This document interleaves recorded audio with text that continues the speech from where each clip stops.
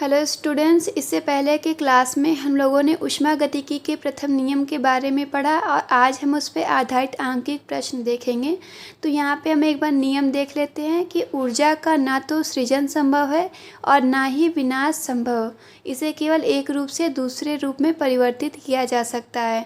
इसका गणितीय रूप भी हमने देखा था, ये था डेल्टा यू यानी आंतरिक ऊर्जा में परिवर्तन।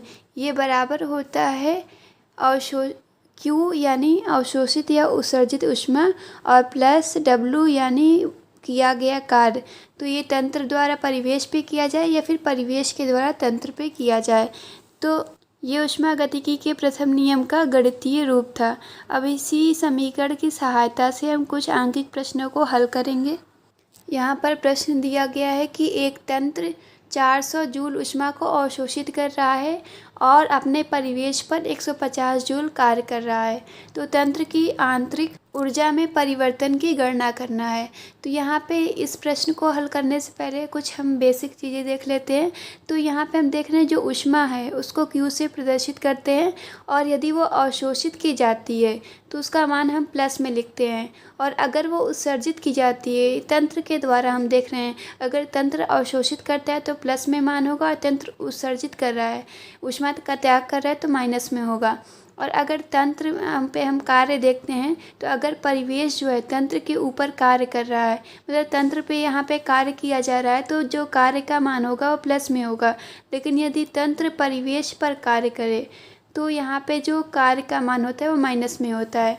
तो यहाँ हम देखते हैं कि एक तंत्र है जो 400 जूल ऊष्मा को अवशोषित कर रहा है। तो ये कि जो ऊष्मा है ये Q है, इसको Q से हम प्रदर्शित करते हैं और ये है 400 जूल। और चूँकि ये अवशोषित की जा रही है तो हम यहाँ देख रहे हैं अवशोषित के लिए प्लस में रखना है, तो ये प्लस में मान होगा।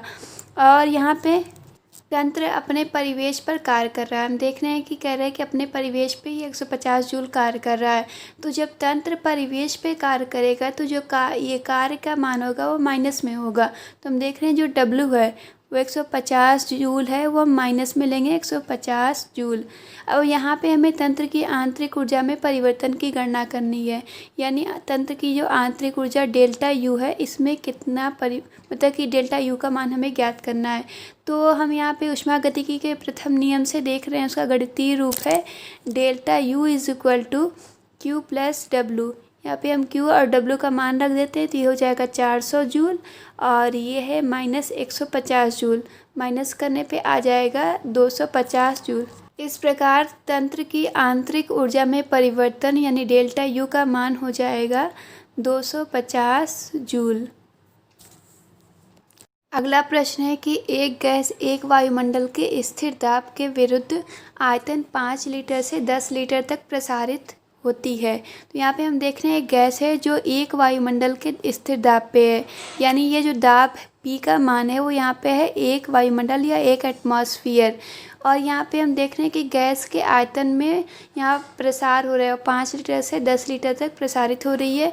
तो मान लेते हैं कि गैस का प्रारंभिक आयतन V1 है, तो ये बराबर 5 लीटर होगा, और V2 यानी अंतिम आयतन जो है यहाँ पे है वो 10 लीटर। तो हम यहाँ पे देख रहे हैं कि आयतन में जो परिवर्तन हो रहा है डेल्टा V, इसे हम ज्ञात कर सकते हैं अंतिम आयतन में से प्रारंभिक आयतन को माइनस करके। तो हम देख रहे हैं अंतिम 10 है, प्रारंभिक 5 है, इसलिए जो आयतन में परिवर्तन होगा वो जाएगा 5 लीटर। आगे हम देख रहे हैं कि इस प्रक्रम में तंत्र परिवेश से 400 जूल ऊष्मा अवशोषित कर रहा है। तो ऊष्मा Q है और ये अवशोषित की जा रही है तो इसलिए इसका मान प्लस में होगा, यानी ये प्लस 400 जूल हो जाएगी। तो हम देख रहे हैं कि यहाँ पे हमें Q का तो मान ज्ञात हो गया है और तंत्र की आंतरिक ऊर्जा में परिवर्तन यानी डेल्टा U की गणना करनी है। Q का मान ज्ञात है लेकिन W का मान हमें ज्ञात नहीं है, तो W पहले हमें ज्ञात करना होगा। तो यहाँ पे हम देख रहे हैं कि जो W है यानी कार्य, उसके लिए फॉर्मूला होता है P इंटू डेल्टा V, यानी दाब इंटू आयतन में परिवर्तन। और ये उस केस में होता है जब दाब का मान जो होता है स्थिर होता है। तो हम देख रहे हैं कि इस प्रक्रम में जो दाब है वो एक वायुमंडल है, स्थिर है। तो इस केस में हम ये कार्य का मान निकाल सकते हैं W is equal to P into delta V से। तो P का मान 1 है, डेल्टा V का मान 5 है, तो इस तरीके से कार्य का मान हो जाएगा 5।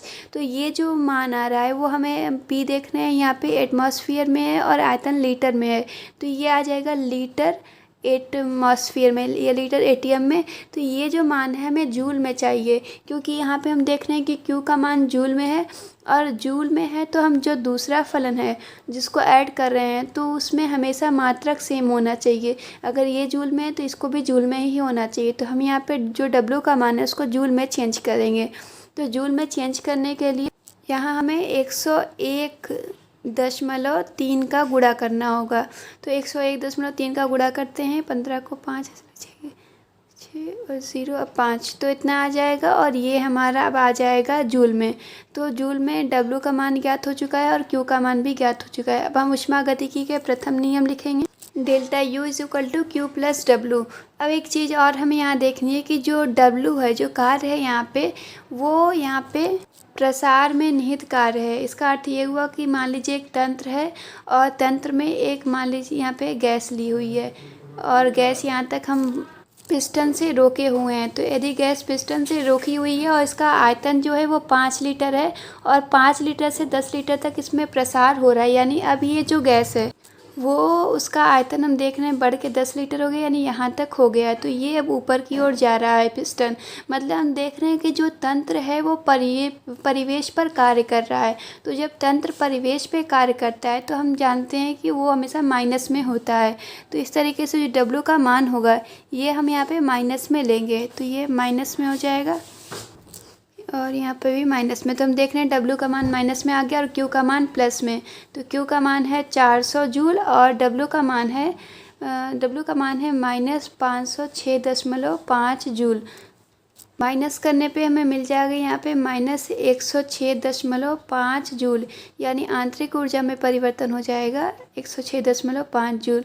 अब यहाँ पे हम देख रहे हैं कि अगर जो गैस है वो यहाँ पे प्रसार हो रहा है और यहाँ पे अगर प्रसार की जगह संकुचन होता है, यानी 10 लीटर से ये 5 लीटर में चेंज होती, तो हम देख रहे हैं पहले यहाँ तक रहती और फिर यहाँ इस पर दबाया जाता, दाब लगाया जाता और ये यहाँ तक आ जाती। तो हम देख रहे हैं इस कंडीशन में जो परिवेश है वो तंत्र पे कार्य कर रहा होता। तो अगर गैस जो है उसका आयतन कम हो रहा है, यानी वो संकुचित हो रही है, तब यहाँ पे जो कार्य होगा वो प्लस में होगा। लेकिन अगर गैस का प्रसार हो रहा है तब यहाँ पे जो कार्य होगा ये तंत्र द्वारा परिवेश पे होगा और ये माइनस में होगा। इससे पहले हम लोगों ने ऊष्मागतिकी का प्रथम नियम पढ़ा था, तो उसमें हम लोग आंतरिक ऊर्जा के बारे में पढ़े जो कि एक अवस्था फलन था। और यहाँ पे हम एक और अवस्था फलन के बारे में पढ़ेंगे जिसे एंथैल्पी कहते हैं। तो एंथैल्पी की परिभाषा है कि किसी विशिष्ट दशाओं में एक तंत्र की आंतरिक ऊर्जा तथा दाब आयतन ऊर्जा, इनके योग को ही एंथैल्पी कहा जाता है। तो हम देखते हैं कि एंथैल्पी को एच से प्रदर्शित करते हैं। तो एच के लिए फॉर्मूला है एच इज इक्वल टू आंतरिक ऊर्जा यानी यू, और दाब आयतन ऊर्जा उसको हम प्रदर्शित पी इंटू वी से। तो ये दाब आयतन ऊर्जा हो गया, ये आंतरिक ऊर्जा, इन दोनों का जो योग है वो योग ही यहाँ पे तंत्र की एंथैल्पी उस कंडीशन में कहलाती है।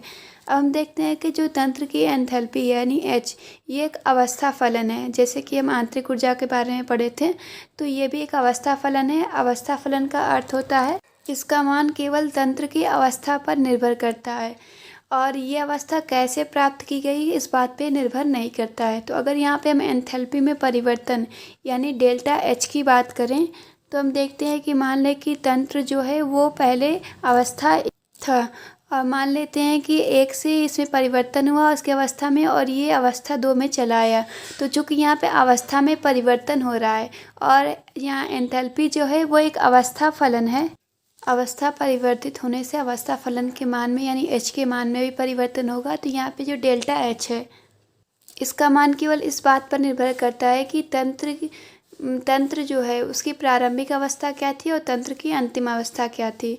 तो यहाँ पे हम देख लेते हैं कि मान लें कि जो प्रारंभिक अवस्था है उसमें जो तंत्र है वो यहाँ पे हम देख रहे हैं कि वो तंत्र का जो पदार्थ है वो अभिकारक कहलाएगा और जो कंडीशन 2 में जो तंत्र का पदार्थ होगा वो उत्पाद कहलाएगा। तो इस तरीके से हम इसको कह सकते हैं, अभिकारक को कह सकते हैं रिएक्टेंट यानी आर से प्रदर्शित करते हैं और उत्पाद को प्रोडक्ट यानी पी से दिखा सकते हैं। तो जब डेल्टा एच का मान हम ज्ञात कर रहे होंगे यानी एंथैल्पी में परिवर्तन, तो ये बराबर होगा अंतिम अवस्था में एंथैल्पी, यानी मान लेते हैं कंडीशन 2 में जो एंथैल्पी थी और उसको माइनस कर देंगे अगर कंडीशन 1 में जो एंथैल्पी थी, दोनों के अंतर ही एंथैल्पी परिवर्तन होगा। तो यहाँ पे हम देख रहे हैं H2 जो है वो उत्पाद है, मतलब उत्पाद की एंथैल्पी है, तो इसको हम प्रदर्शित कर सकते हैं HP से। और H1 जो है वो अभिकारक यानी रिएक्टेंट की एंथैल्पी है, तो इसको हम प्रदर्शित कर सकते हैं HR से। तो इस तरीके से एंथैल्पी परिवर्तन डेल्टा H = हो जाएगा HP - HR।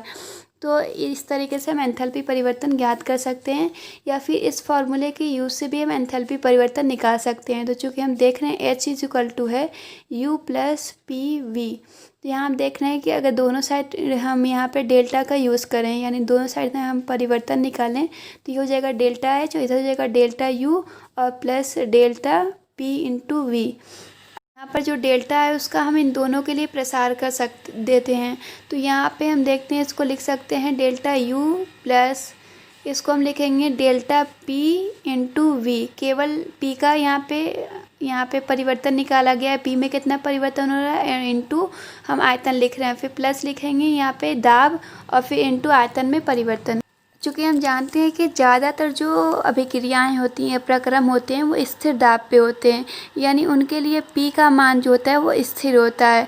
तो यानी इसमें अगर हम परिवर्तन डेल्टा P का मान ज्ञात करें तो वो 0 हो जाएगा। तो इस कंडीशन में हम देख रहे हैं ये इसका मान जो है डेल्टा P का मान 0 हो जाएगा, तो ये पद 0 हो जाएगा। तो यहाँ पर जो पद बच रहा है उसे हम लिखते हैं डेल्टा H = डेल्टा U और प्लस P × डेल्टा V। तो इस तरीके से हम एंथैल्पी में परिवर्तन के लिए फॉर्मूला प्राप्त कर सकते हैं।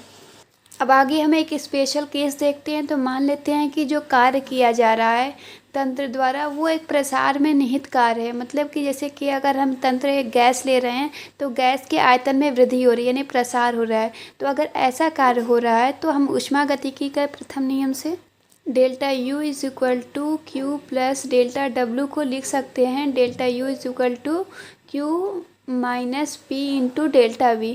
चूँकि ये प्रसार में निहित कार्य है, मतलब कि प्रसार होगा अगर तंत्र एक गैस है और गैस के आयतन में अगर प्रसार होगा, यानी यहाँ पे इतना आयतन हो रहा है, तो यहाँ पे हम देखना है कि तंत्र जो है वो तंत्र परिवेश पर कार्य कर रही है। और जब तंत्र परिवेश पे कार्य करती है तो W का जो मान होता है वो माइनस में होता है, तो माइनस में मान होगा। और जब प्रसार होता है तो जो कार्य होता है उसको हम P × डेल्टा V से ज्ञात कर सकते हैं जब दाब स्थिर रखा गया हो।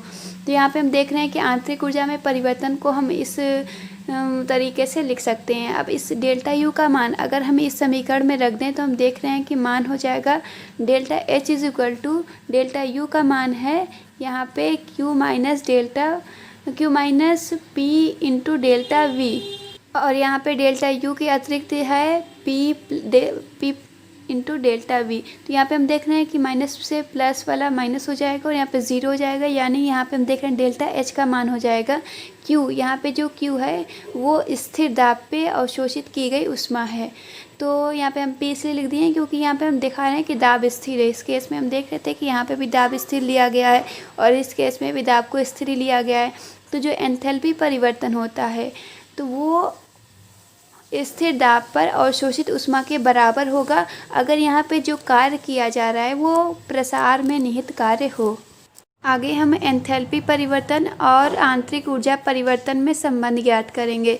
तो यहाँ पे हम पीछे एंथैल्पी पढ़ते वक्त एक फार्मूला निकाले थे, तो वो था delta H = delta U + P delta V। तो यहाँ पे हम देख रहे हैं यहाँ पे भी ये आंतरिक एंथैल्पी परिवर्तन और आंतरिक ऊर्जा में एक संबंध ही है, लेकिन यहाँ पर हम कुछ अलग समीकरण ज्ञात करेंगे जिसमें हम एंथैल्पी परिवर्तन और आंतरिक ऊर्जा परिवर्तन में संबंध ज्ञात करेंगे। उस केस में जब अभिकारक और उत्पाद दोनों ही गैसीय अवस्था में हो। मान लेते हैं यहाँ एक अभिक्रिया हो रही है जो कि स्थिर दाब और स्थिर ताप पर हो रही है। P दाब है, T ताप है, तो स्थिर दाब और ताप पे हो रही है। और यहाँ पे जो अभिकारक है वो गैसीय अवस्था में है और उसका जो आयतन है वो VA है। और यहाँ पे हम देख रहे हैं जो उत्पाद बन रहा है उसका आयतन VB है। और यहाँ पे जो गैस है उसके मोलों की संख्या स्मॉल na है और इसके मोलों की संख्या स्मॉल nb है। आदर्श गैस समीकरण की सहायता से हम लिख सकते हैं P V is equal to N R T. तो यहाँ पे हम देख रहे हैं कि फर्स्ट केस जब अभिकारक है तो उसके लिए हम क्या लिखेंगे, चूँकि अभिक्रिया में दाब और ताप दोनों ही स्थिर हैं, तो दाब पी का मान स्थिर है, तो अभिकारक के लिए भी पी वही होगा और उत्पाद के लिए भी पी वही होगा। तो यहाँ पे हम अभिकारक के लिए आदर्श गैस समीकरण को लिख रहे हैं।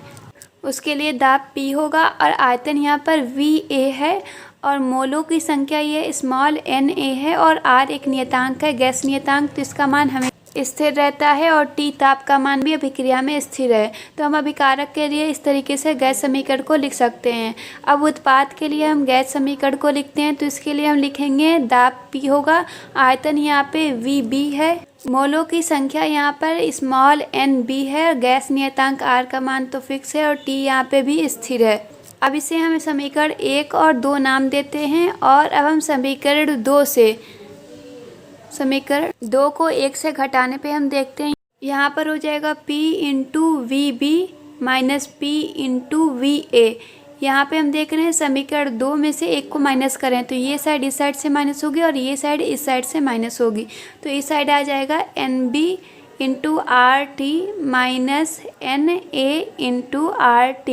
तो हम देख रहे हैं यहाँ P कॉमन हो जाएगा तो यहाँ पे आ जाएगा VB माइनस VA और इस साइड हम देख रहे हैं RT कॉमन हो जाएगा तो आएगा NB minus NA into RT। तो यहाँ पे हम देख रहे हैं जो VB माइनस VA है ये आयतन में परिवर्तन है, तो इसे हम लिख सकते हैं P इंटू डेल्टा V और इज इक्वल टू हो जाएगा यहाँ पे डेल्टा N यानी मोलों की संख्या में परिवर्तन इंटू RT। तो यहाँ हमें एक समीकरण प्राप्त हो गया, मान लीजिए इसे 3 कर ले रहे हैं, तो यहाँ पे अब P इंटू डेल्टा V इसका मान हम अब इस समीकरण में रखेंगे। P इंटू डेल्टा V का मान रख देंगे तो हम देखते हैं हमें प्राप्त हो जाएगा delta H is equal to delta U plus delta N RT। तो यहाँ पे ये एक समीकरण है जो कि एंथैल्पी परिवर्तन और आंतरिक ऊर्जा में परिवर्तन के बीच संबंध दिखाता है। अब यहाँ पे हम कुछ स्पेशल केस देखते हैं। मान लेते हैं यहाँ पे जो डेल्टा N है उसका मान 0 है। इसका अर्थ ये हुआ कि जो अभिकारक के मोलों की संख्या है और उत्पाद के मोलों की संख्या दोनों ही बराबर होगी, तो इससे क्या होगा कि उनका अंतर 0 हो जाएगा। तो इसका मान अगर 0 तो यहाँ पे हम 0 रखेंगे तो देखेंगे कि एंथैल्पी परिवर्तन यानी डेल्टा H का जो मान है बराबर हो जाएगा आंतरिक ऊर्जा में परिवर्तन के। तो ये केस फर्स्ट है जब हम देख रहे हैं कि ये मोलों की संख्या में परिवर्तन 0 होगा तो दोनों परिवर्तन आपस में बराबर होगा। अब हम देखते हैं कि एंथैल्पी यहाँ पे मोलों की संख्या में परिवर्तन जो है वो पॉजिटिव है, यानी कि पॉजिटिव होने का मतलब है कि NB का मान बड़ा होगा NA का मान छोटा होगा, यानी उत्पाद के मोलों की संख्या जो है बढ़ गई है अभिकारक के मोलों की संख्या से। तो उस केस में हम देख रहे हैं कि इसका मान कुछ पॉजिटिव आएगा, मतलब हम देख रहे हैं कि जो एंथैल्पी है, एंथैल्पी में परिवर्तन है, उसका मान हमें आंतरिक ऊर्जा में परिवर्तन में कुछ जोड़ने पे प्राप्त हो रहा है। मतलब आंतरिक ऊर्जा से ज़्यादा है एंथैल्पी परिवर्तन, क्योंकि इसमें हम कुछ ऐड कर रहे हैं तब ये हमें प्राप्त। तो इस प्रकार से हम देख रहे हैं कि जो एंथैल्पी परिवर्तन है इसका मान डेल्टा U से बड़ा है, तो इसको हम लिख सकते हैं कि डेल्टा H जो होगा वो ग्रेटर देन होगा डेल्टा U से। ये सेकंड केस हो गया। इसी प्रकार हम थर्ड केस देखेंगे कि जब डेल्टा N का मान निगेटिव हो, मतलब कि यहाँ पे जो मान आएगा वो माइनस में आएगा। तो यहाँ पे हम देख रहे हैं कि जो एंथैल्पी परिवर्तन का मान है वो हमें प्राप्त होगा जब आंतरिक ऊर्जा परिवर्तन के मान में से कुछ माइनस कर देंगे, मतलब आंतरिक ऊर्जा के मान को कम करेंगे तब हमें एंथैल्पी परिवर्तन ज्ञात होगा। यानी एंथैल्पी परिवर्तन माइनस करने पे आ रहा है, मतलब कि वो कम होगा आंतरिक ऊर्जा में परिवर्तन के। तो ये कुछ स्पेशल केस थी जो हम इस समीकरण से ज्ञात कर रहे हैं। अगला टॉपिक है ऊष्मागतिकी के प्रथम नियम की सीमाएं एवं द्वितीय नियम की आवश्यकता। इसका अर्थ ये है कि हम द्वितीय नियम आगे पढ़ रहे हैं तो वो किस लिए पढ़ रहे हैं, क्योंकि जो ऊष्मागतिकी का प्रथम नियम था उसमें कुछ सीमाएं यानी कमियां हैं और उन कमियों को दूर करने के लिए हम आगे द्वितीय नियम भी पढ़ेंगे।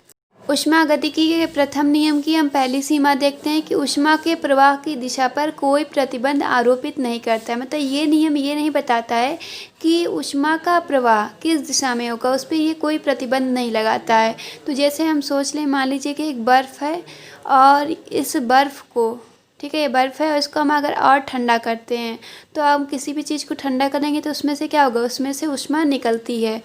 तो मान लीजिए ये जो ऊष्मा निकल रही है इसको अगर हम जल को दे देते हैं, पानी को देते हैं, तो इसको देने से क्या होगा कि ये जो पानी होगा गर्म हो जाएगा। तो मान लीजिए हम सोच रहे हैं कि ऐसा हो रहा है, तो ऊष्मागतिकी का प्रथम नियम से ये जो प्रक्रम है, ये जो प्रक्रिया हो रही है वो संभव है। यहाँ से हम ऊष्मा लेकर और दूसरे पदार्थ को ऊष्मा दे रहे हैं, लेकिन वास्तव में देखा जाए तो ये प्रक्रिया संभव नहीं है, क्योंकि ऊष्मा का जो प्रवाह होता है वो क्या होता है, हमेशा उच्च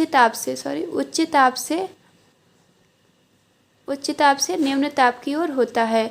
तो यहाँ पे हम देख रहे हैं कि यहाँ पे तो निम्न है, तो निम्न से उच्च ताप की ओर प्रवाह संभव नहीं है। अगर हमें ऊष्मा का प्रवाह निम्न ताप से, जैसे कि बर्फ़ से, उच्च ताप की ओर यानी पानी की ओर करना है, तो ऐसा करने के लिए हमें यहाँ पे कोई बाह्य कार्य करना होगा। तो बिना बाह्य कार्य के हम यहाँ पे इस तरह का प्रवाह नहीं कर सकते हैं। तो ऊष्मागतिकी का जो प्रथम नियम है ये हमें नहीं बताता है कि ऊष्मा का प्रवाह किस दिशा में होगा, और ये भी नहीं बताता है कि अगर ऊष्मा का प्रवाह हम अगर विपरीत दिशा में कर रहे हैं तो उसके लिए हमें किसी बाह्य कार्य की आवश्यकता होगी। ऊष्मागतिकी के प्रथम नियम की दूसरी सीमा है कि अभिक्रियाएं जो होती हैं वो सदैव एक ही दिशा में संपन्न होती हैं। तो ऐसा क्यों होता है, इसकी व्याख्या ये ऊष्मागतिकी का प्रथम नियम नहीं करता है। जैसे मान लीजिए कि अगर हम कमरे के ताप पर एक बर्फ़ को ले रहे हैं, तो बर्फ़ क्या होगा, सदैव जल या पानी में बदलता है। तो हम यहाँ पे देख रहे हैं कि कमरे के ताप पे कभी भी पानी बर्फ़ में परिवर्तित नहीं होता है। तो ये अभिक्रिया जो है सदैव एक दिशा में हो रही है, केवल बर्फ़ से पानी ही बनता है अगर कमरे के ताप पे है। तो इस तरीके से ये जो अभिक्रियाएं सदैव एक दिशा में ही क्यों होती है, इसकी व्याख्या नहीं होती कर सकते हैं। जैसे कि हम देख रहे हैं एक और उदाहरण कि मान लीजिए जल है, और जल में अगर हम स्याही की एक बूंद डाल रहे हैं, तो उस बूंद को डालने से वो स्याही की जो एक बूंद होगी वो सदैव इस जल में फैलेगी। कभी भी फैली हुई स्याही है वो बूंद मतलब कि एक पास सिकुड़कर एक बूंद नहीं बना सकती हैं। तो यहाँ पे स्याही जो है हमेशा फैल रही है। तो ये भी जो अभिक्रिया हो रही है हमेशा एक ही दिशा में हो रही है। इसके अतिरिक्त एक और एग्जांपल हम देख सकते हैं। मान लीजिए कि दो गैसें हम ले रहे हैं, और उन गैसों को लेकर अगर आपस में हम मिलाते हैं तो उनका हमें मिश्रण प्राप्त हो जाता है। कभी भी दो गैसें जो होती हैं वो अपने आप अलग नहीं होती हैं, मतलब कि उनको लेने पे हमेशा मिश्रित होती हैं, कभी मिश्रण से वो पृथक नहीं हो सकती। अगली सीमा है कि यदि कोई प्रक्रम या अभिक्रिया होती है तो सदैव निश्चित दिशा में ही संपन्न होती है, लेकिन वो किस दिशा में होगी इसका निर्णय जो है हम इस ऊष्मागतिकी के प्रथम नियम की सहायता से नहीं कर सकते हैं। अगली सीमा है कि जो ऊष्मा है उसको हम जानते हैं ऊष्मीय ऊर्जा को हम कार्य में परिवर्तित कर सकते हैं, लेकिन यहाँ हम देख रहे हैं कि जो ऊष्मा है उसको हम पूर्ण रूप से समतुल्य कार्य ऊर्जा में परिवर्तित नहीं कर सकते हैं। मतलब ऊष्मा का कुछ भाग ही केवल कार्य में चेंज कर सकते हैं और शेष भाग जो है ऊष्मा में ही रह जाएगा।